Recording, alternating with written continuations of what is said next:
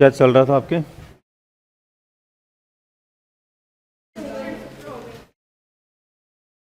शिक्षण सूत्रों के बाद नेक्स्ट देखो।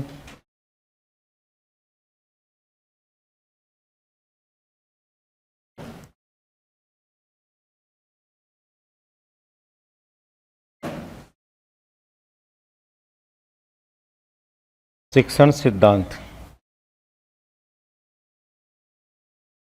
शिक्षण सिद्धांत क्या है, किसे हम शिक्षण सिद्धांत कहते हैं? दोस्तों, शिक्षण कार्य करते समय जब एक शिक्षक आगे बढ़ता है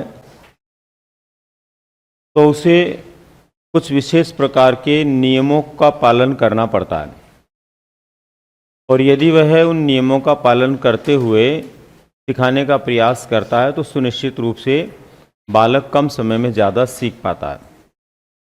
ऐसी स्थिति को हम क्या बोलते हैं? शिक्षण सिद्धांत बोलते हैं। शिक्षण सिद्धांत कौन कौन से हैं? खास तौर पर सबसे पहले रुचि का सिद्धांत। रुचि का सिद्धांत क्या होता है? कोई भी बालक जो सीखने के लिए उपस्थित हुआ है या पढ़ने के लिए उपस्थित हुआ है, उसमें जब तक पढ़ने या सीखने के प्रति रुचि नहीं होगी तब तक वह सीख नहीं पाएगा। इसलिए किसी भी बालक के सीखने के समय उसमें रुचि का होना जरूरी है, और जितनी ज़्यादा रुचि होगी सीखने की मात्रा उतनी ही ज़्यादा होगी। जितनी रुचि कम होगी सीखने की मात्रा उतनी ही कम होगी, क्योंकि रुचि ध्यान केंद्रित करती है, और जितना ज़्यादा ध्यान केंद्रित होगा बालक उतना ही ज़्यादा सीख पाएगा। विंसेंट नामक विद्वान हैं जिन्होंने लिखा है, बालक की सक्रिय रुचि उसके अधिगम की मात्रा को बढ़ाती है। यदि बालक में सीखने को लेकर के रुचि की सक्रियता है तो सुनिश्चित रूप से उसके अधिगम की मात्रा क्या होती है? अधिक होती है, बढ़ती है। लिखो,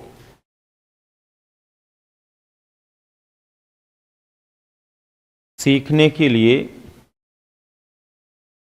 हाँ, सीखने के लिए रुचि का होना आवश्यक है। सीखने के लिए रुचि का होना आवश्यक है, क्योंकि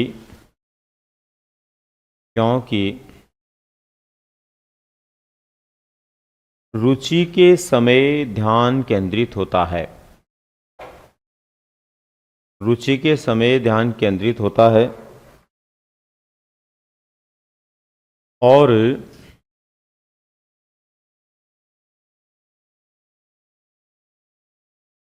जितनी अधिक रुचि होती है, जितनी अधिक रुचि होती है, सीखने की मात्रा भी उतनी ही अधिक होती है। सीखने की मात्रा भी उतनी ही अधिक होती है।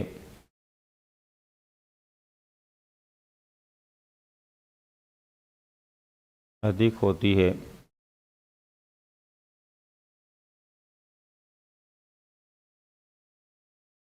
जैसा कि विंसेंट नामक विद्वान ने लिखा है। विंसेंट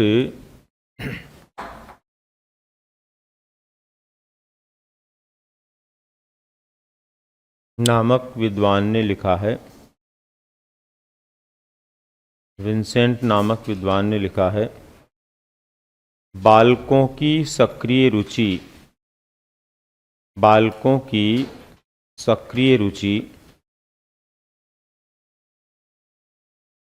उनके अधिगम की मात्रा को बढ़ाती है। बालकों की सक्रिय रुचि उनके अधिगम की मात्रा को बढ़ाती है। उनके अधिगम की मात्रा को बढ़ाती है।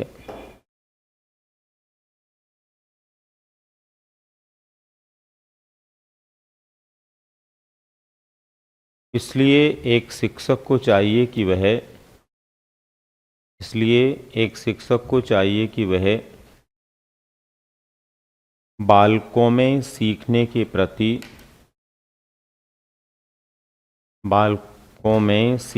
प्रति रुचि को पैदा करें। बालकों में सीखने के प्रति रुचि को पैदा करें।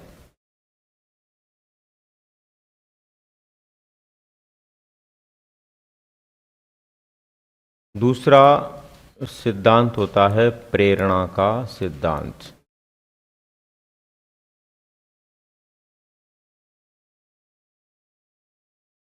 देखो, प्रेरणा का सिद्धांत क्या कहता है? किसी भी बालक में यदि आप किसी विषय वस्तु को लेकर के किसी व्यवहार को पैदा करना चाहते हैं तो सबसे पहली आवश्यकता है कि आप उसको प्रेरित करें। जितनी ज़्यादा प्रेरणा उसको मिलेगी उतना ही ज़्यादा वह बालक क्या करेगा? सीखेगा। यानी प्रेरणा के अभाव में बालक सीख नहीं पाता है। अच्छा, अभिप्रेरणा अधिगम का सर्वोच्च राजमार्ग है। अभिप्रेरणा क्या है? अधिगम का सर्वोच्च राजमार्ग है। इसलिए प्रेरणा बहुत ज़रूरी है। किसी कार्य को आरंभ करना, जारी रखना, नियमित बनाना, ये भी अभिप्रेरणा से ही संभव है। तो एक बालक को सिखाने के समय शिक्षक को चाहिए कि जितना संभव हो उसको प्रेरित वातावरण प्रदान करें ताकि वो सीखने के प्रति अपने आप को सचेत बना पाए। लिखें, किसी भी कार्य को करने के लिए प्रेरणा बहुत आवश्यक है। प्रेरणा बहुत आवश्यक है। इसलिए एक शिक्षक को चाहिए कि वह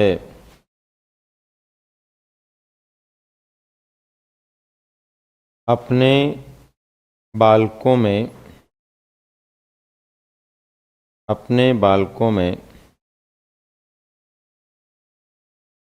प्रेरित वातावरण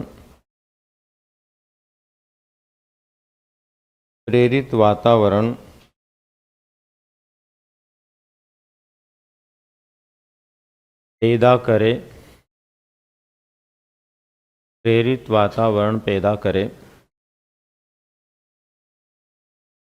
क्योंकि अधिगम के लिए अति आवश्यक है। अधिगम के लिए अति आवश्यक है।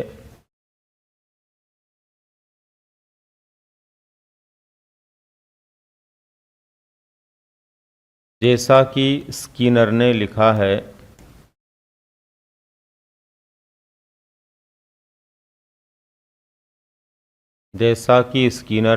है,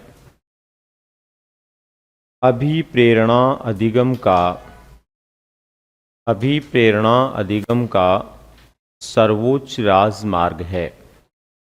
अभिप्रेरणा अधिगम का सर्वोच्च राजमार्ग है। अभिप्रेरणा अधिगम का सर्वोच्च राजमार्ग है। सर्वोच्च राजमार्ग है। यानी जो अभिप्रेरणा होती है वो अधिगम के लिए क्या होती है? हाँ, राजमार्ग की तरह होती है, गोल्डन वे की तरह होती है। दूसरा लिखो इसमें, गुड एनएफ के अनुसार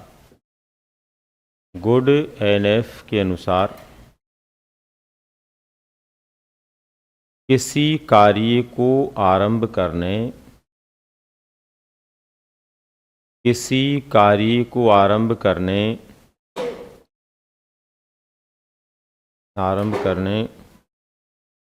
जारी रखने, किसी कार्य को आरंभ करने, जारी रखने,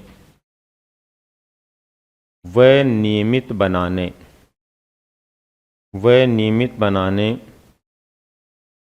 की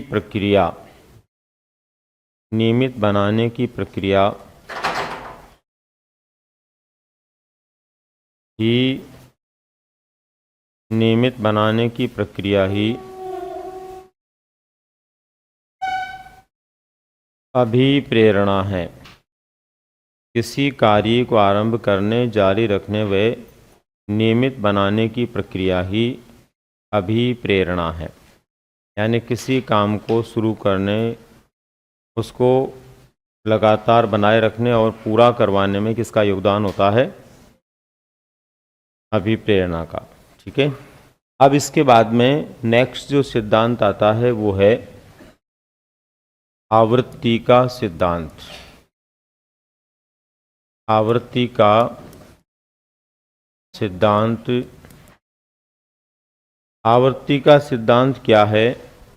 आवृत्ति का सिद्धांत कहता है कि शिक्षण कार्य करते समय एक शिक्षक को क्या करना चाहिए? अपने व्यवहारों की आवृत्ति करनी चाहिए।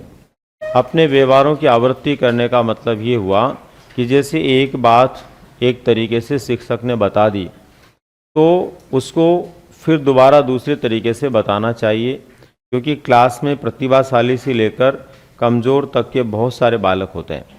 अब सभी बालकों को एक बार में समझ में आ जाए ऐसा संभव नहीं है। अपनी बात को कम से कम 2 या 3 बारे में बताएं, 3 बार बताएं, 3 आवृत्ति के साथ बताएं और कठिन से सरल बनाते हुए बताएं। उससे क्या होगा कि निश्चित रूप से जितने भी बालक हैं वो सारे बालक चीज़ों को क्या कर पाएंगे? समझ पाएंगे। तो मूल रूप से आपको ये स्मरण रहे, आपको ये ध्यान रहे कि शिक्षण कार्य करते समय आवृत्ति का बहुत महत्व है। अब बालकों से भी आवृत्ति करवाएं। एक बार चीज़ बता देने के बाद में परमानेंट नहीं होती है। उसको परमानेंट करने के लिए एक से अधिक बार क्या करना पड़ता है? पढ़ने के लिए आवृत्ति उसको करनी होती है। तो लिखिए, शिक्षण कार्य करते समय शिक्षक को, शिक्षण कार्य करते समय शिक्षक को अपने विचारों की, शिक्षण कार्य करते समय शिक्षक को अपने विचारों की एक से अधिक बार आवृत्ति करनी चाहिए। एक से अधिक बार आवृत्ति करनी चाहिए।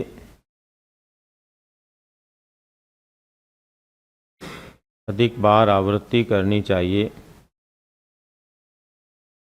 यदि वह बार बार आवृत्ति करता है, बार बार आवृत्ति करता है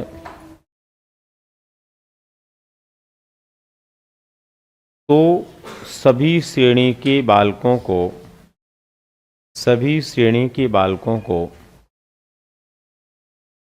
विषय वस्तु ठीक प्रकार से, सभी श्रेणी के बालकों को विषय वस्तु ठीक प्रकार से समझ में आ पाती है। ठीक प्रकार से समझ में आ पाती है।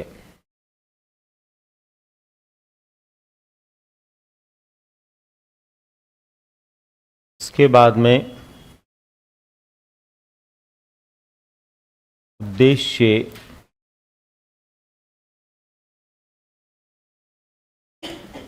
पूर्ति का सिद्धांत। उद्देश्य पूर्ति का सिद्धांत क्या होता है? किसे उद्देश्य पूर्ति का सिद्धांत कहते हैं? देखो, जब कोई शिक्षण कार्य किया जाता है तो शिक्षण कार्य के करते समय या शिक्षण कार्य के होते समय एक शिक्षक और शिक्षार्थी को अपने उद्देश्य का पता होना चाहिए। यानी पढ़ा रहा कोई भी टीचर, उसको भी ये पता हो कि मैं क्यों पढ़ा रहा हूँ, और कोई विद्यार्थी पढ़ रहा तो उसको भी पता होना चाहिए कि मैं क्यों पढ़ रहा हूँ। क्योंकि जब तक आपको अपने उद्देश्य का पता नहीं होगा कि किस उद्देश्य से आप पढ़ रहे हैं, तब तक आप भी चीज़ों को सीख नहीं पाएंगे। और जब तक शिक्षक को उद्देश्य का पता नहीं होगा तब तक वो प्रॉपर चीज़ें बता नहीं पाएगा। इसलिए शिक्षण कार्य उद्देश्यपूर्ण कार्य है और सबको अपने अपने उद्देश्य का पता होना चाहिए। आपने पढ़ा होगा, कई विद्वानों ने अपने अपने तरीके से अपने विचार दिए उद्देश्यों को लेकर के, जिनमें से एक रिवलिन नामक विद्वान ने लिखा है कि शिक्षण कार्य उद्देश्यपूर्ण नैतिक क्रिया है। शिक्षण कार्य एक ऐसा काम है जो उद्देश्यपूर्ण होता है और नैतिक क्रिया है, नीतिगत तरीके से किया जाने वाला, नियम से किया जाने वाला काम है। इसी प्रकार से बलदेव भाटिया ने लिखा है कि बिना उद्देश्य के ज्ञान के शिक्षक उस नाविक के समान है जिसे अपनी मंजिल का पता नहीं है, और उसके विद्यार्थी उस पतवार विहीन नाव के समान है जो लहरों के थपेड़े खाकर किसी भी किनारे से जा टकराएगी। इसका मतलब ये हुआ कि सुनिश्चित रूप से एक शिक्षक और शिक्षार्थी दोनों को अपने उद्देश्य का ज्ञान होना जरूरी है। लिखें, शिक्षण कार्य उद्देश्यपूर्ण होता है। शिक्षण कार्य उद्देश्यपूर्ण होता है। उद्देश्यपूर्ण होता है। इसलिए एक शिक्षक और शिक्षार्थी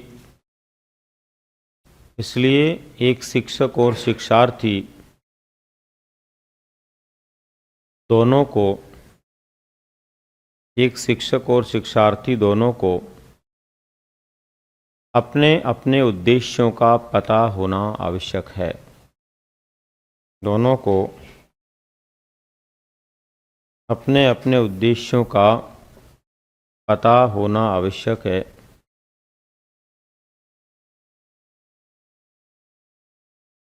जैसा कि बलदेव भाटिया ने लिखा है। बलदेव भाटिया ने लिखा है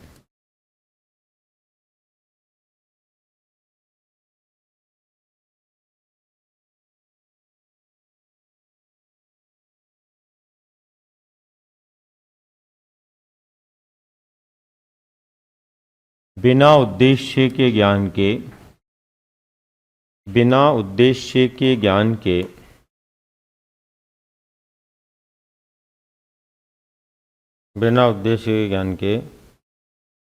शिक्षक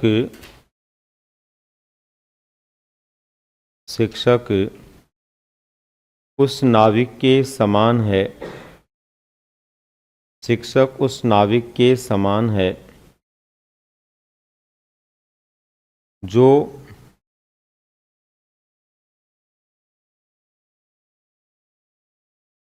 को काटो ना, जिसको अपनी मंजिल का पता नहीं है। जिसको अपनी मंजिल का पता नहीं है तथा जिसको अपनी मंजिल का पता नहीं है तथा उसके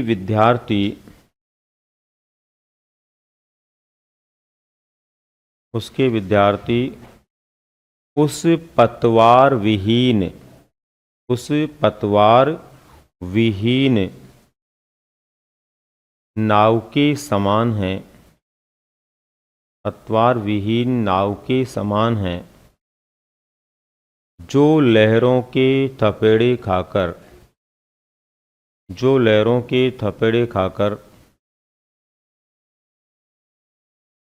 किसी भी किनारे से जा टकराएगी। किसी भी किनारे से जा टकराएगी। से बदल के लिखो, प्रसिद्ध शिक्षा शास्त्री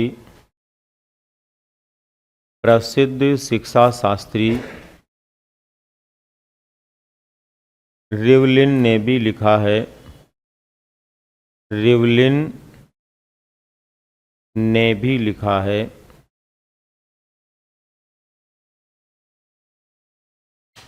शिक्षण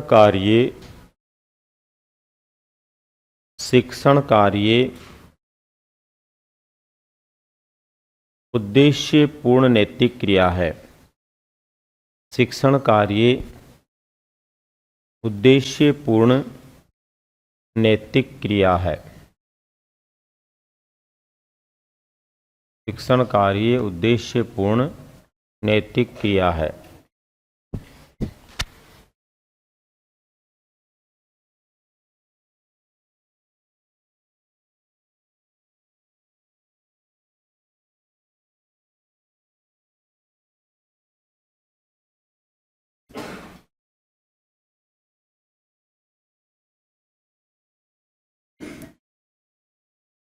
अगला सिद्धांत है नियोजन का सिद्धांत।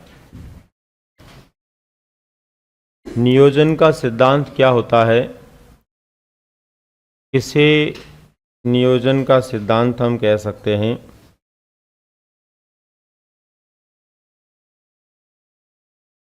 नियोजन का मतलब होता है दोस्तों, किसी भी काम को करने से पहले उसकी प्लानिंग बनाना जरूरी है। और बिना किसी प्लानिंग के यदि हम किसी काम को करते हैं तो उस काम के अंदर हमें सक्सेस मिल जाए बहुत मुश्किल होता है, सफलता मिलना बहुत कठिन होता है। इसलिए पहली आवश्यकता होती है कि हम किसी भी काम को सुनियोजित तरीके से करें। नियोजन के माध्यम से किया गया काम फलदायी होता है। तो शिक्षण कार्य भी सुनियोजित होना जरूरी है। यही कारण है कि शिक्षण कार्य करते समय जो शिक्षक लोग होते हैं वो अपने कार्यों का नियोजन करते हैं पाठ योजना के माध्यम से। वार्षिक इकाई और दैनिक पाठ योजना बनाते हैं और उसी के आधार पर फिर अपने शिक्षण कार्य को आगे बढ़ाते हैं, तभी जाकर के वो अपने कार्य में सफल होते हैं। तो किसी भी शिक्षक को शिक्षण कार्य करने से पहले अपनी योजना बनानी होती है और उसके आधार पर ही अपने कार्यों को करना होता है। लिखिए, शिक्षण कार्य को सफल बनाने के लिए, शिक्षण कार्य को सफल बनाने के लिए सुनियोजित तरीके से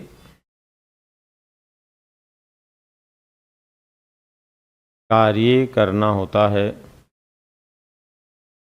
सुनियोजित तरीके से कार्य करना होता है, अर्थात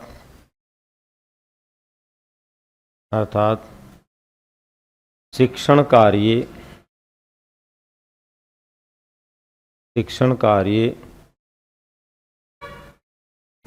करने से पूर्व एक शिक्षक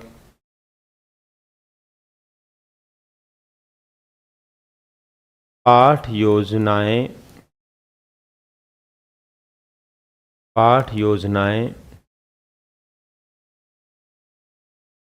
शिक्षण कार्य करने से पूर्व एक शिक्षक पाठ योजनाएं बना लेता है।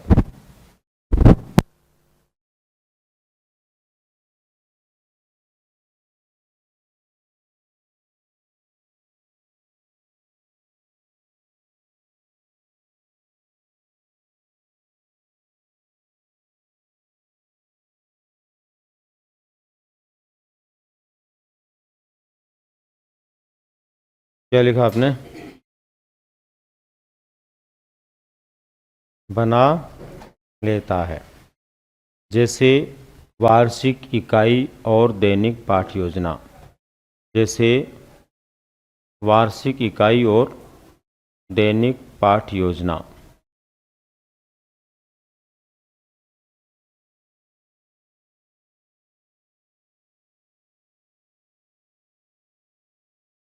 इसके बाद में देखो,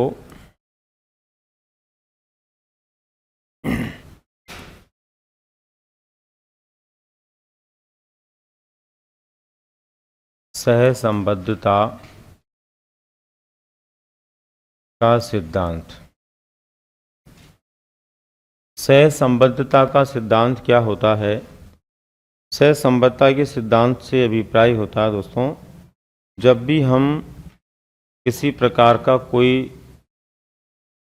शिक्षण कार्य करते हैं तो हमें एक विषय वस्तु को स्पष्ट करने के लिए, समझाने के लिए किसी अन्य विषय की विषय वस्तु से जोड़ते रहना चाहिए। अगर हम ऐसा करते हुए पढ़ाते हैं तो बालकों में इंटरेस्ट भी डेवलप होता है और कम मेहनत में आसानी से बालक कई चीज़ों को बहुत अच्छे से समझ भी पाता है। आपके प्रति भी उसका कॉन्फिडेंस लेवल डेवलप होता है, बड़ा होता है। हम लोग जब एक ही विषय को पढ़ाते रहते हैं और उसी विषय के अलावा अन्य विषय की बात नहीं करते तो वहाँ बालक सोचता है कि इसको इस विषय के अलावा कुछ भी ज्ञान नहीं है। लेकिन यदि हम एक विषय के साथ साथ किसी अन्य विषय से उस विषय की विषय वस्तु को संबद्ध करके जोड़ करके समझाने का प्रयास करते हैं तो बालक में इस बात का भरोसा पैदा होता है कि आपको इस विषय के अलावा भी ज्ञान है, अन्य विषयों से भी आप कहीं न कहीं जुड़े हुए रहे हैं। जैसे उदाहरण के तौर पर मान लीजिए आप हिंदी के शिक्षक हैं और बालकों को हिंदी पढ़ा रहे हैं। हिंदी में आप लोग एक पाठ पढ़ा रहे हैं और वो पाठ है झांसी की रानी कविता। बुंदेले हर बोलों के मुँह हमने सुनी कहानी थी, खूब लड़ी मर्दानी वह तो झांसी वाली रानी थी।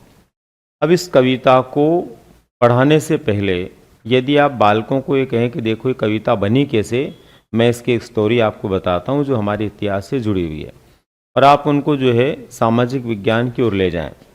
बताएं कि सबसे पहले हमारे यहाँ पर 1848 में डलहौजी नामक गवर्नर जनरल बनकर के आया ईस्ट इंडिया कंपनी का।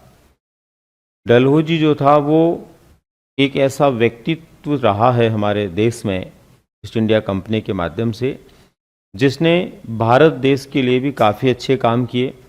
आज भी उसके ज़माने से लेकर अब तक बहुत सारे काम चले हुए हैं, लेकिन कुछ काम राजा महाराजाओं के हित में उसने नहीं किया। समाज के हित में उसने 3 बड़े काम किए। पहला काम, आज की हमारी शिक्षा प्रणाली जो है उसका जन्मदाता भारत में वही है।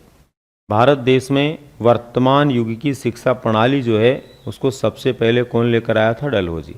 डलहौजी ने अंग्रेज अधिकारी था एक वुड्स, उसको डबल वेतन में भारत में बुलाया, क्योंकि ईस्ट इंडिया कंपनी तो प्राइवेट थी, सरकारी नहीं थी। तो इसने गवर्नमेंट का एक वहाँ का एम्प्लॉय था, उसको डबल वेतन में यहाँ बुलाया इंडिया में, और उससे भारत की शिक्षा व्यवस्था को व्यवस्थित करवाया। जैसा कि आपने पढ़ा होगा, वुड्स का डिस्पेच आया था 1854 में, जो आधुनिक शिक्षा प्रणाली का मैग्ना कार्टा कहलाता है। यानी आज की शिक्षा प्रणाली पूरी उसी पर आधारित है। वो उसका एक प्रकार से क्या था? ब्लूप्रिंट था। वो इसने करवाया। यही वो व्यक्ति था जिसने भारत देश में रेलगाड़ी की शुरुआत की। भारत देश में रेलगाड़ी की शुरुआत इसने की। यही वो व्यक्ति था जिसने भारत देश में बस सेवा शुरू की। यही वो व्यक्ति था जिसने भारत देश में डाक सेवा शुरू की। कहने का मतलब बहुत सारे ऐसे काम इसने भारत देश में किए जो सार्वजनिक स्तर के हैं, उससे पहले नहीं हुए। लेकिन इसने एक कानून बनाया था 48 में ही, वो था डॉक्ट्रिन ऑफ प्लेब्सेस। कोई भी रियासत अपने यहाँ पर खुद की संतान नहीं होने पर गोद नहीं ले सकती। जैसे आपने मेवाड़ का इतिहास पढ़ा हो तो मेवाड़ के महाराणा जो शुरू से लेकर थे लास्ट तक, उन सबके खुद की संतानें नहीं हुई। बहुत सारे महाराणा ऐसे थे जिन्होंने दूसरे अपने रिश्तेदारों से संतानें गोद ली और उनको महाराणा बनाया।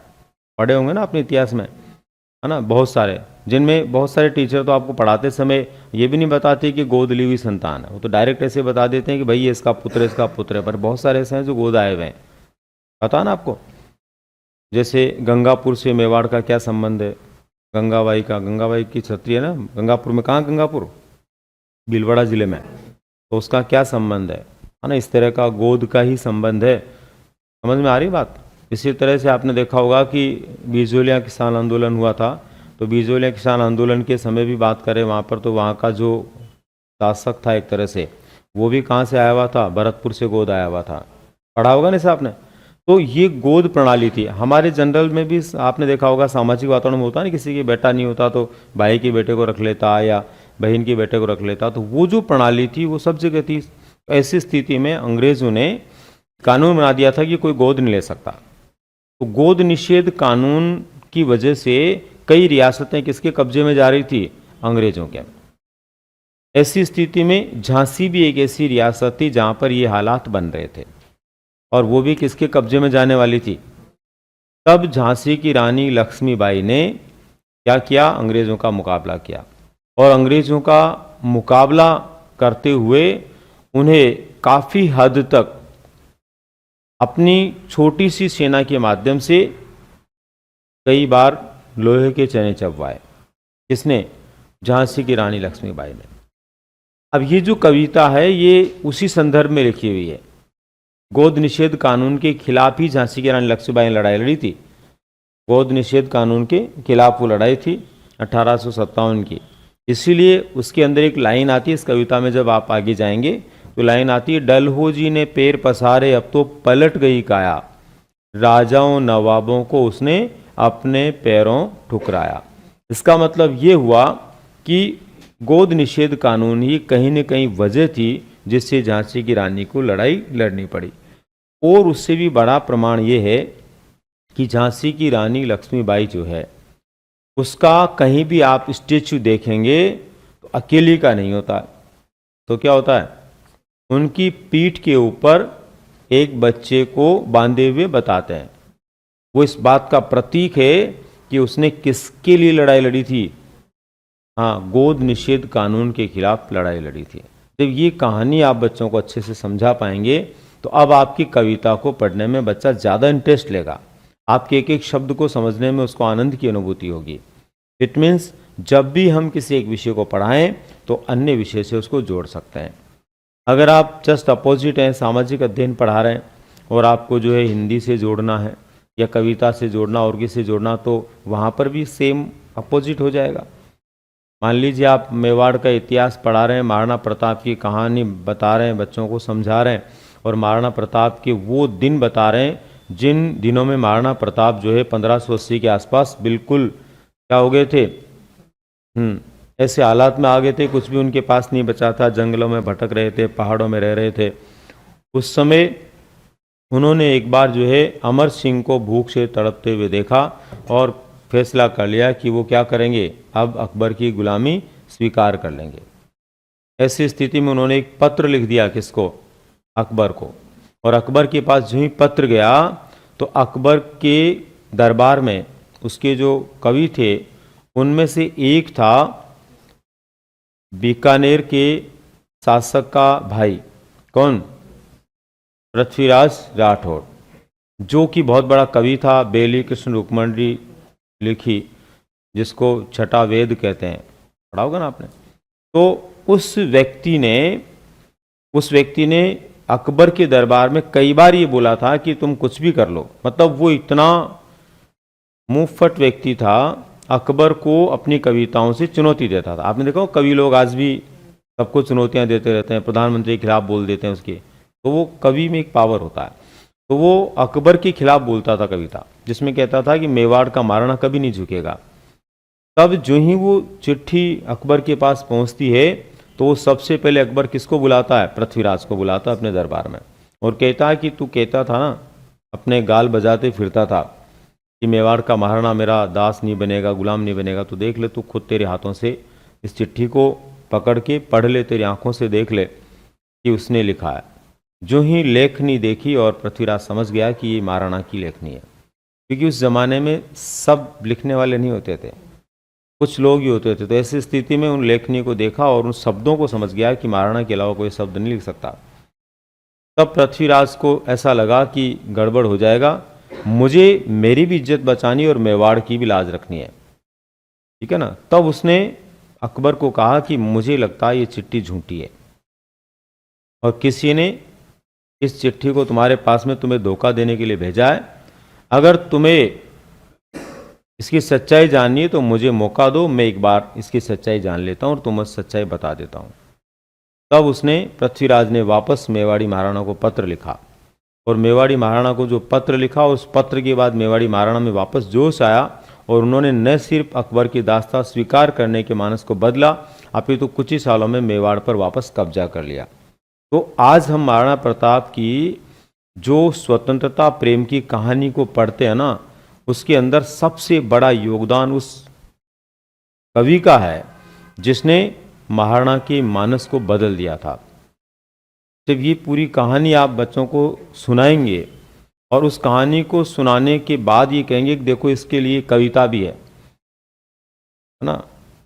राजस्थान के मूर्धन्य कवि और सबसे श्रेष्ठ कवि माने जाते हैं राजस्थानी के, कौन, कन्हैयालाल सेठिया, जो सुजानगढ़ चूरू के निवासी हैं, जिन्होंने कविता लिखी थी पाथल और पीथल। अरे घासी रोटी ने जद वन बिलावड़ो ले भाग्यो, नान्यो सो अमर्यो छीक पड़्यो, राणारो सोयो दुख जाग्यो। उस कविता को आप सुनाइए, लेकिन वो आनी चाहिए।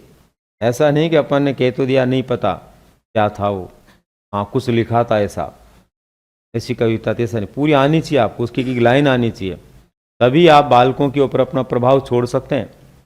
और जब आप वो कविता सुना देंगे बच्चों को कहानी के बाद, तो महाराणा प्रताप की जीवनी बच्चा कभी नहीं भूलेगा, और पृथ्वीराज से महाराणा का संबंध कभी नहीं भूलेगा। आप इसे रटवा दोगे तो वो भूल जाएगा।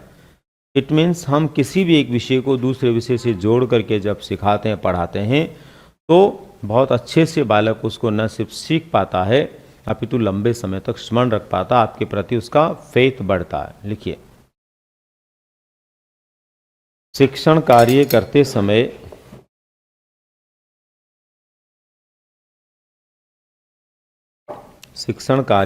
समय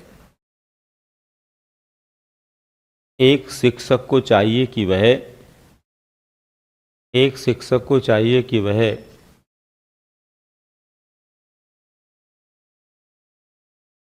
अपने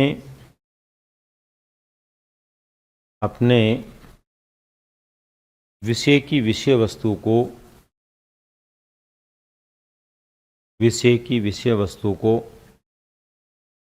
अन्य विषयों के साथ जोड़ते हुए बताने का प्रयास करें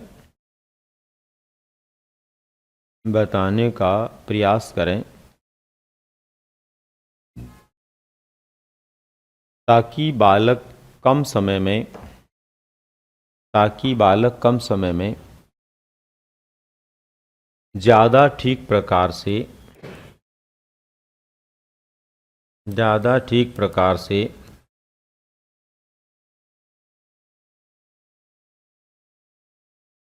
सीख पाए।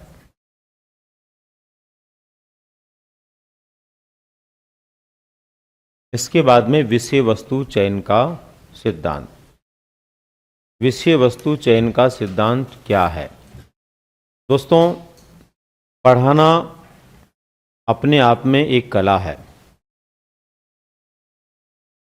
शायद आप इस बात को जानते होंगे कि कोई भी शिक्षक विषय वस्तु के मामले में बहुत विशेषज्ञ होने के बाद भी यदि उसमें पढ़ाने की कला नहीं है, किस तरह बालकों को अपनी बात परोसनी है, इसका आइडिया नहीं है, तो वो बेहतर शिक्षण कार्य नहीं कर सकता।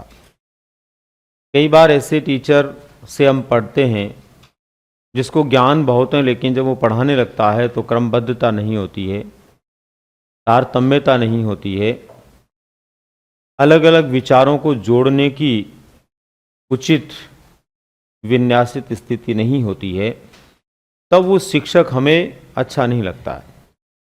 हम उसकी बातों को समझ नहीं पाते हैं, कन्फ्यूजन क्रिएट होने लगता है। और कई बार वो शिक्षक होता है जिसमें विषय वस्तु का ज्ञान भले ही कम है, लेकिन वह अपनी जो बात जानता उसको इस तरह से परोसता है जिस तरह से एक माला में मोती पिरोए जाते हैं और एक निश्चित क्रम में बहुत सुंदरता के साथ में वो दिखाई देने लगते हैं। ऐसे ही उसकी एक एक बात हमें मोती की तरह पिरोती हुई लगती है, और हम चीज़ों को अच्छे से न सिर्फ समझ पाते हैं अपितु वो टीचर हमारे लिए बहुत ही सकारात्मक दृष्टिकोण के साथ काम करने वाला हमें नजर आने लगता है। उसके प्रति हमारा सम्मान अपेक्षाकृत बढ़ जाता है। तो यहाँ दोनों टीचर में जो मेजर डिफरेंस है वो किस बात का है? कला का है। टीचिंग एक आर्ट है, पढ़ाना एक कला है, और इस आर्ट को यदि आप बेहतर बनाना चाहते हैं तो साइंस का संपुट लगाना जरूरी है। संपुट समझते हो? कई बार आपने देखा होगा रामायण पाठ करवाते हैं कोई भी, तो रामायण पाठ करवाते समय जो चौपाइयाँ बोली जाती है रामायण की, उसके बीच बीच के अंदर बोलने वाला क्या करता है, हर एक पैराग्राफ के बाद उस लाइन को बोल देता है जो कि रामचरितमानस की सुंदर पंक्तियों के रूप में है। जैसे मंगल भवन है मंगलहारी, वो बार बार लिखा हुआ थोड़ी, उसमें बार बार लिखा हुआ नहीं है, वो एक ही जगह लिखा हुआ है, लेकिन वो कुछ कुछ चौपाइयों के बाद बोलते हैं तो उसका रस बढ़ जाता है, उसका महत्व बढ़ जाता है। उसको बोलते हैं संपुट। क्या बोलते हैं? तो ऐसे ही आप लोग भी शिक्षण कार्य करते समय, पढ़ाते समय यदि संपुट लगाते हैं, किसका लगाते हैं बताया ना मैंने आप, किसका? विज्ञान का, साइंस का मतलब वैज्ञानिक दृष्टिकोण का, तो सुनिश्चित रूप से हमारी आर्ट जो है शिक्षण की वो और ज़्यादा प्रभावशाली बन जाती है। ठीक है ना? अब इसके लिए क्या जरूरी है? इसके लिए जरूरी है दोस्तों, हमें इस बात का आइडिया होना चाहिए कि मुझे क्या और कैसे पढ़ाना है। विषय वस्तु तो बहुत सारी है, सारी की सारी काम की नहीं होती और सारी छोड़ने की नहीं होती। हमें लेवल के अनुसार, बच्चों के स्तर के अनुसार, किस एग्जाम के लिए हम पढ़ा रहे हैं, किसकी तैयारी के लिए हम बालक से जुड़ रहे हैं, उनको देख करके पढ़ाना होता है। ऐसी स्थिति में सबसे पहले हमें चयन करना होता है कि मुझे क्या, कितना और कैसे पढ़ाना है। क्या पढ़ाना है, कितना पढ़ाना और कैसे पढ़ाना है। और जब इस मुद्दे की बात हम करते हैं तो सुनिश्चित रूप से ये भी स्पष्ट हो जाता है कि जिस विषय वस्तु को हमारे द्वारा पढ़ाया जाता है, जिस विषय वस्तु को हमारे द्वारा पढ़ाया जाता, उसके लिए किस विधि का उपयोग करेंगे, किस सूत्र का उपयोग करेंगे, कौन से सहायक संसाधनों का उपयोग करेंगे, ये भी उसमें पहले से तय करना होता है। और ये सब कुछ करते हुए यदि आप क्लास में जाते हैं तो सुनिश्चित रूप से आपका कार्य क्या होता है? बेहतर होता है। आप ठीक प्रकार से अपने बालकों को चीज़ों को समझा पाते हैं। इसलिए विषय वस्तु चयन का सिद्धांत अपनाना होता है, जिसमें क्या, कितना, कैसे पढ़ाना है, कौन से संसाधन काम में लेने, इन सारी चीज़ों को पहले से तय करना होता है।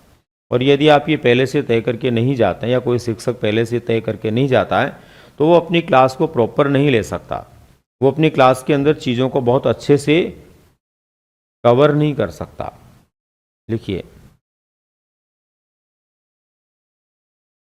शिक्षण कार्य करते समय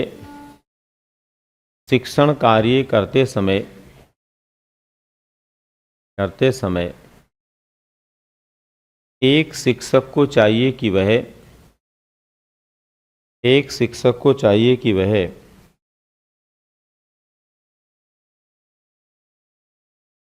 क्या, कितना और कैसे,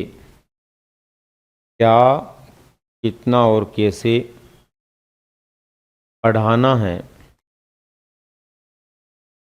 क्या, कितना और कैसे पढ़ाना है, इसको लेकर, क्या, कितना और कैसे पढ़ाना, इसको लेकर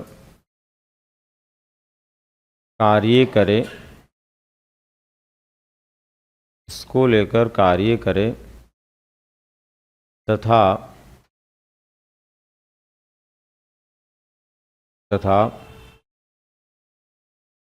कौन सी विषय वस्तु के लिए किस विधि का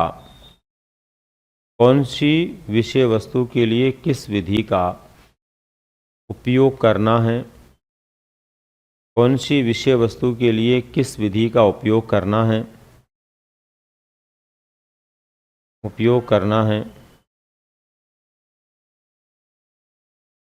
एवं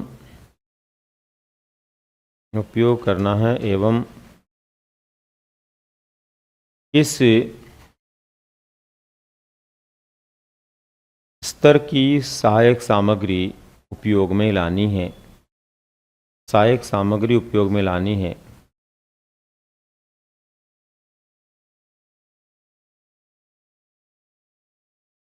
को पहले से तय करना होता है।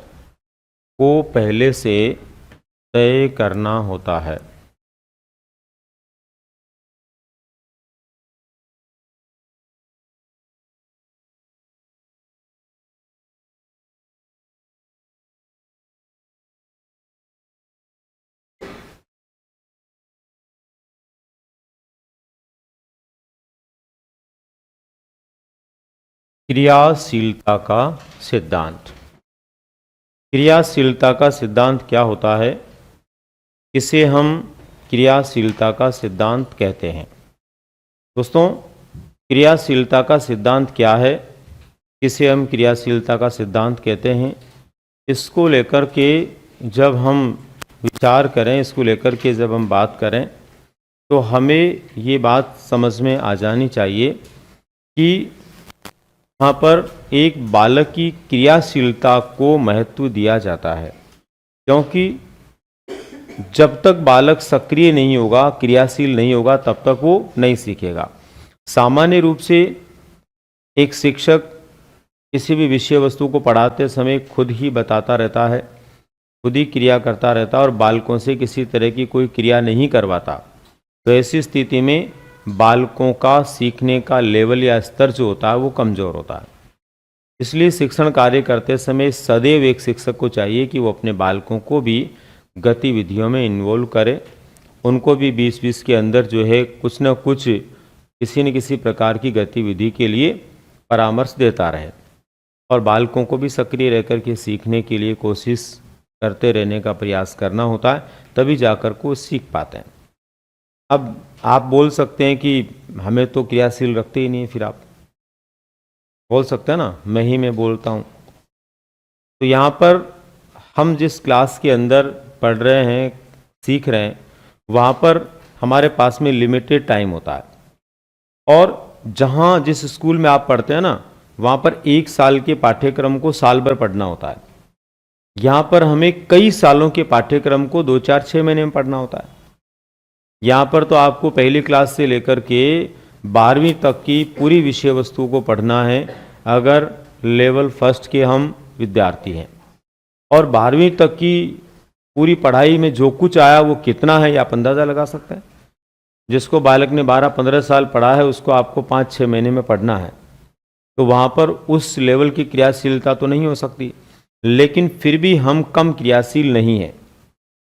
स्कूल में तो फिर भी इतनी क्रियाशीलता नहीं होती। स्कूल में टीचर पढ़ाता, पूछता रहता, आगे बढ़ता रहता, लेकिन हमारे यहाँ से तो देखा जाए, तुलना की जाए तो स्कूल वातावरण से हम 10 टाइम मोर क्या हैं, एक्टिव हैं, क्रियाशील हैं। अब आप पूछेंगे हाउ कैन पॉसिबल, ऐसा कैसे संभव है, हमें तो पता ही नहीं है। अरे यहाँ पर हम हर बात समझाने के बाद आपको लिखवाते हैं, और जब आप लिखते हो तो ये लिखने की क्रियाशीलता ही तो है। क्या स्कूलों में ऐसे लिखवाते हैं? पढ़ाने के बाद में से कभी आपने लिखा क्या?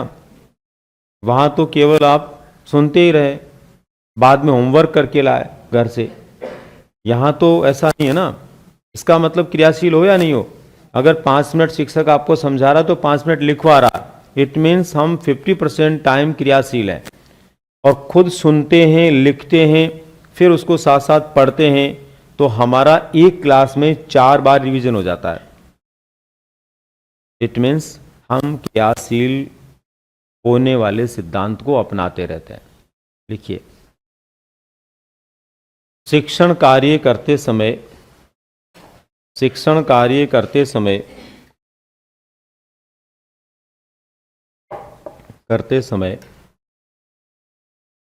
शिक्षक शिक्षण कार्य करते समय एक शिक्षक को चाहिए कि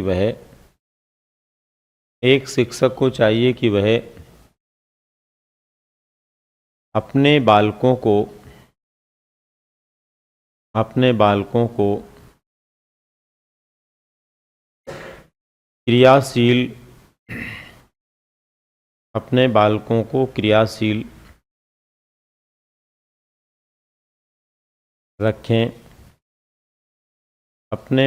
को क्रियाशील रखें और विशेष रूप से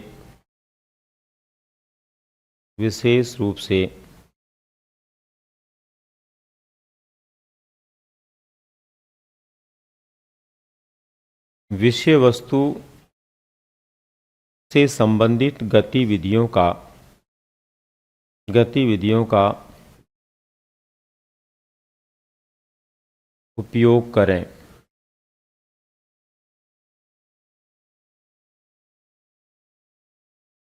बालकों की यह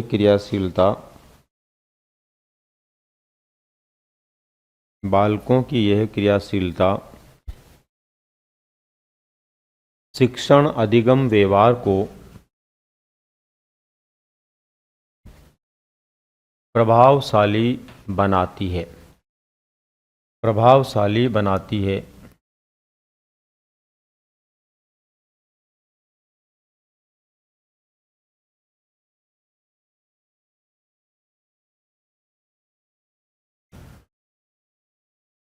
लोचशीलता का सिद्धांत।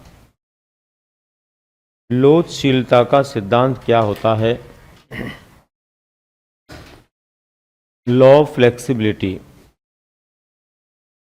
लॉ ऑफ फ्लेक्सिबिलिटी क्या है या लोचशीलता का सिद्धांत क्या है? दोस्तों, शिक्षण कार्य करने वाले शिक्षक में कुछ खास विशेषताएं या गुण होने चाहिए, और वो खास विशेषताएं या गुण यदि उसमें हैं तो वो बालकों के लिए कितना प्रिय होगा इसका तो मैं कुछ नहीं कह पाऊंगा, लेकिन बालकों को सिखाने के लिए वो लोकप्रिय जरूर होगा। बालक उसके सामान्य व्यवहार से, सामान्य बर्ताव से खुश रहता नाखुश रहता वो अलग मुद्दा है, लेकिन मूल काम उसका शिक्षण है, और शिक्षण कार्य से प्रत्येक विद्यार्थी उससे क्या रहता है? खुश रहता है।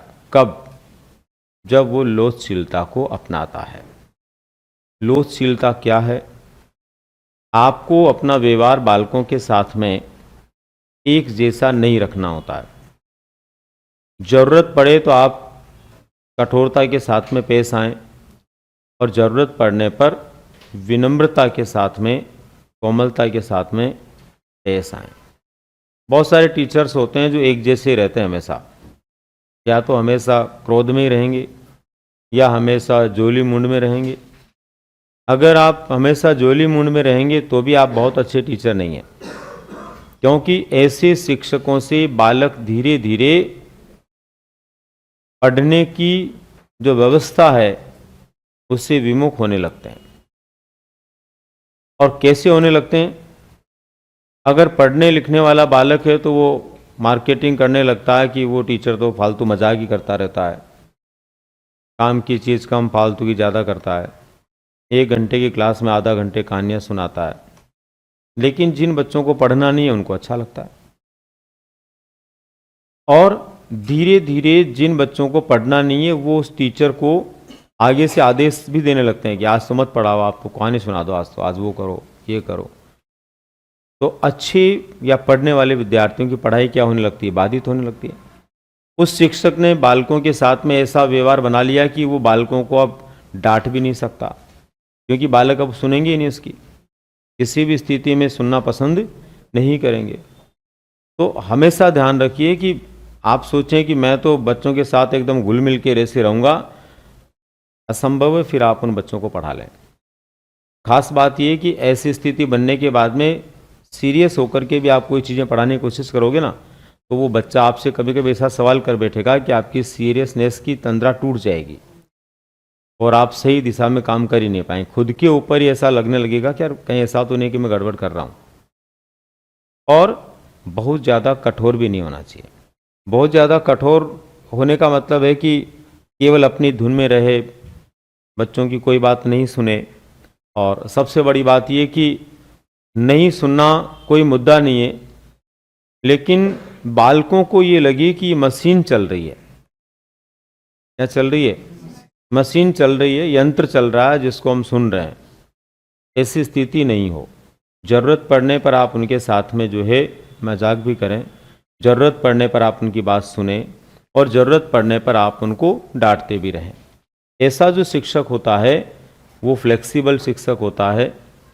उसका बच्चों के मन में 2 तरह का खोप होता है। पहला, पढ़ाई के टाइम हमें बिल्कुल नहीं बोलना वरना डांट पड़ जाएगी, दंडित हो जाएंगे। और पढ़ाई के अलावा कोई बात चल रही है तो बच्चे एकदम खुशनुमा माहौल में रहते हैं कि अभी कुछ भी बोल दो सर को, अभी आज तो बुरा नहीं मानेंगे।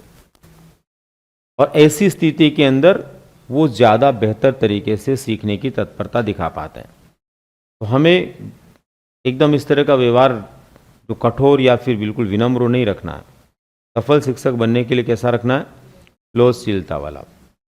बच्चा शैतानी कर रहा और पढ़ नहीं रहा तो आप उसको डांट दीजिए, और अगर वो बहुत मन से पढ़ा और आपको लग रहा कि यार काफ़ी देर से जो है एकदम ये सीरियसनेस में है और कहीं ऐसा नहीं हो जाए कि उकता जाए पढ़ते पढ़ते, तो थोड़ा सा उनका मूड बदलने का भी प्रयास आप कीजिए ना। लिखिए, एक शिक्षक को बहुत अधिक कठोर या विनम्र होना, एक शिक्षक को बहुत अधिक कठोर या विनम्र होना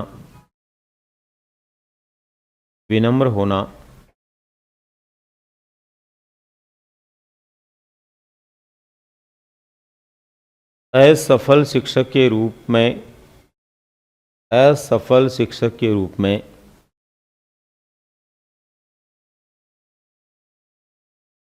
स्थापित कर देता है, असफल शिक्षक के रूप में स्थापित कर देता है।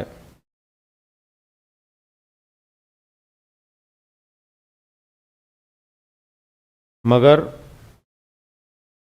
आवश्यकता के अनुसार अपने व्यवहार में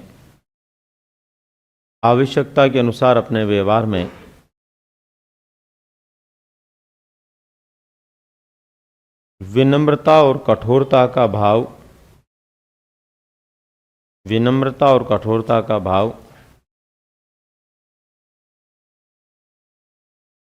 अपनाने वाला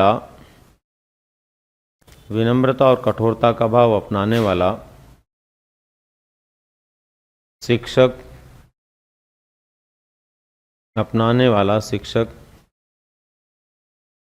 लोचशील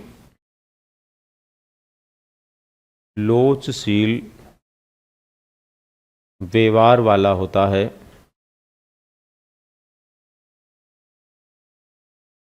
जो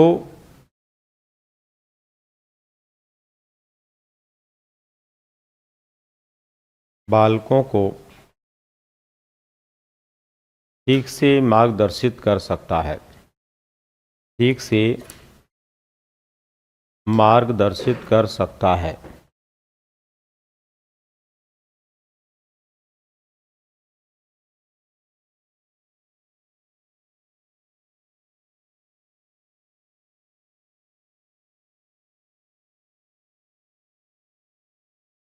सहकारिता का सिद्धांत। सहकारिता का सिद्धांत क्या होता है? सहकारिता के सिद्धांत का मतलब होता है दोस्तों, एक शिक्षक को हमेशा सभी बालकों को एक साथ सहयोगी भाव के साथ में सीखने सिखाने की प्रक्रिया से जोड़ना होता है। कक्षा का वातावरण इतना सामाजिक हो कि बालकों को ये लगना चाहिए कि शिक्षक उनके लिए काम कर रहा है और शिक्षक को ये लगना चाहिए कि बालक उसके लिए शांति से सुन रहे हैं। शिक्षण कार्य में एक सबके लिए और सब एक के लिए, इस तरह की विचारधारा का होना जरूरी है। आप सबको ये लगना चाहिए कि मैं आप सबके लिए काम कर रहा हूँ और मुझे ये लगना चाहिए कि आप शांति से मेरे लिए बैठे हुए हैं।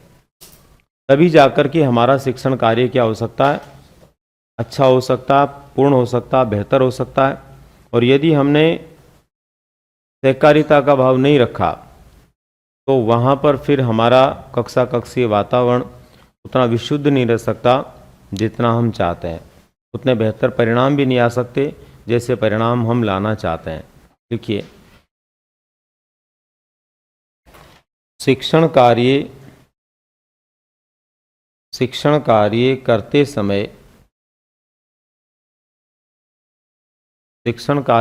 समय कक्षा का सामाजिक वातावरण सहकारितापूर्ण होना चाहिए।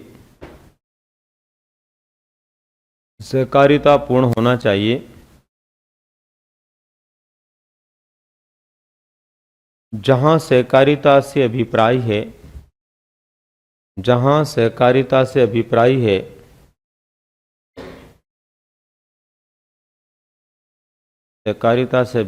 है एक सबके लिए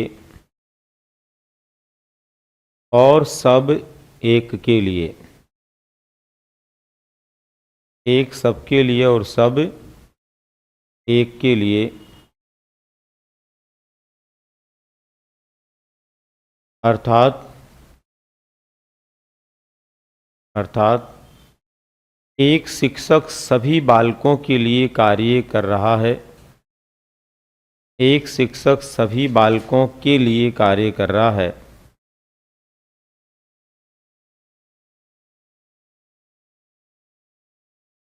एक शिक्षक सभी बालकों के लिए कार्य कर रहा है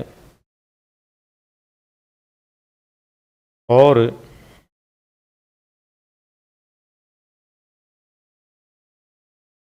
सभी बालक एक शिक्षक के लिए, सभी बालक एक शिक्षक के लिए शांति से बैठकर सुन रहे हैं। शांति से बैठकर सुन रहे हैं।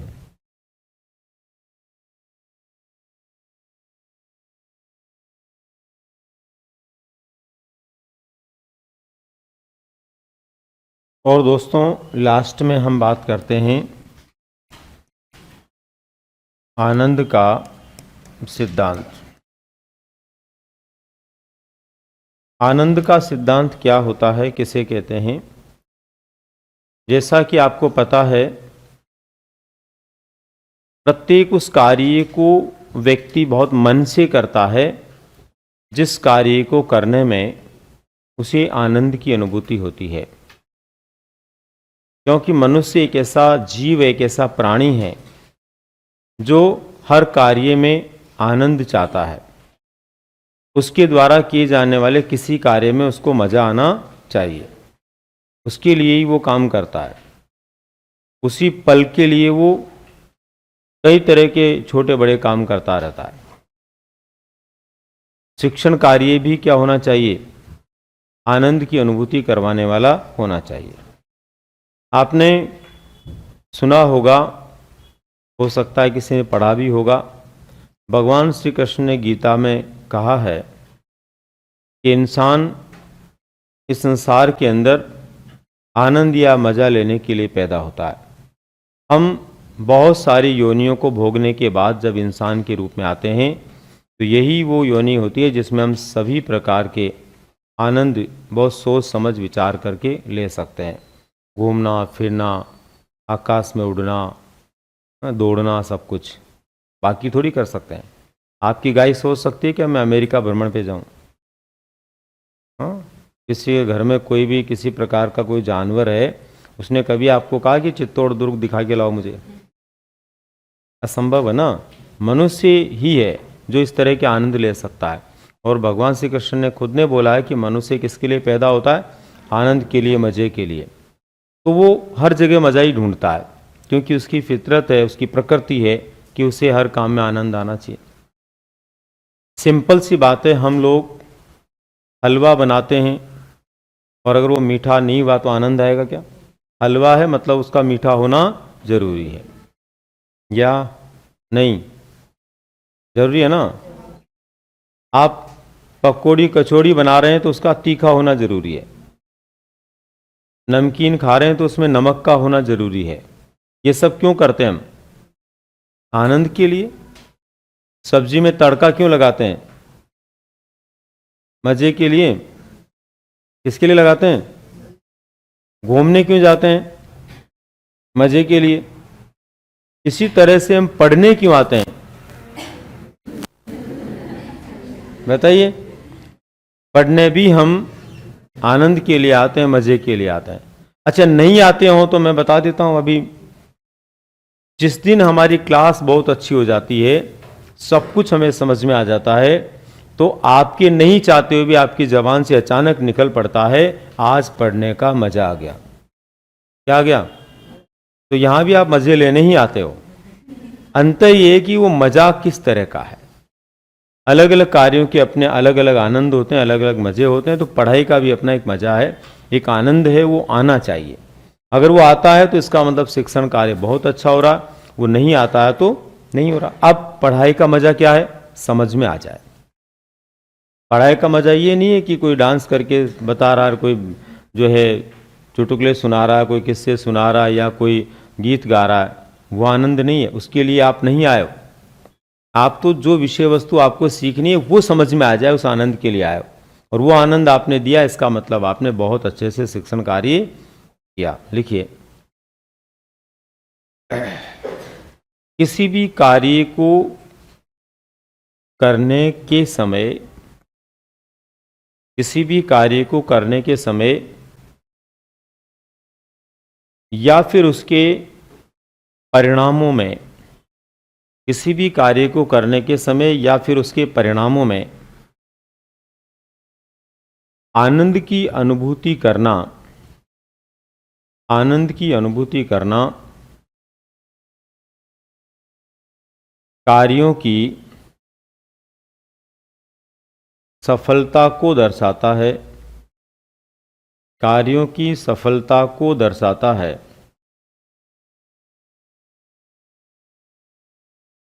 और शिक्षण कार्य भी,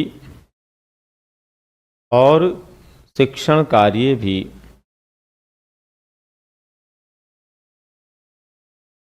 आनंद पूर्वक किया जाने वाला, शिक्षण कार्य भी आनंद पूर्वक किया जाने वाला कार्य है, आनंद पूर्वक किया जाने वाला कार्य है,